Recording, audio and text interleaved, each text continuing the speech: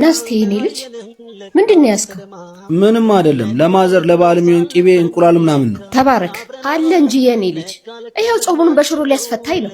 ለነገሩ ድሌ ምንም አልገዛሉትም። ደሞ እኮ አሁን ከሴት ጋር አይቼው ነበር። ወይኔ ተረፉ ወልዶ መና ሆንኩ።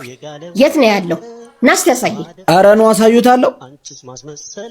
ያውና ማዘር ግን አደራ እኔ እንዳሳየሁት እንዳያቅ። እንደው በእናትህ አንተ መከረው ባንተ ያምራል ልጄ።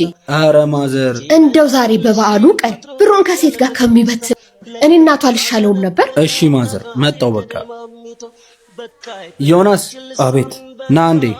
ይቅርታ አንዴ መጣው። እሺ አንተ ቆይ በዓል ደርሶ አይደል እንዴ? ለምን እናትህን ትተዋታለህ? ኧረ እኔ አልተውኳትም። እያየው አይደል እንዴ? ቢገባ ዛሬ ከምታገኛት ሴት እናትህ ትሻል ነበር። በማታውቀው ነገር አትፍረድ እሺ።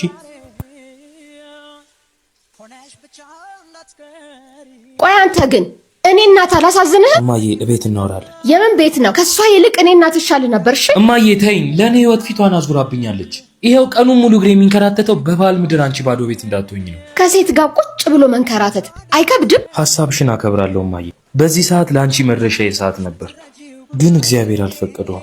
እንዳሰቡት እኔን ያገኘኝ ሌላ ነገር አይደለም። ለበዓል እርሶን ለማስደሰት ብር ሊቀበለኝ ነው። ወይ በስማ የኔ መድኃኔዓለም እንደው ምን አደረኩ? ለበዓል የምትፈልጊውን እሷ ትሰጥሻለች። እኔ ለአንድ ሳምንት አልኖርም። የኔ ልጅ በበዓል ምድር የት ልትሄድብኝ ነው? ስራ ሰጥቼዋለሁ። እኔ ወስ ይመቻቸው። በጣም ደስ የሚል ቪዲዮ ነው። ይመቻቸው።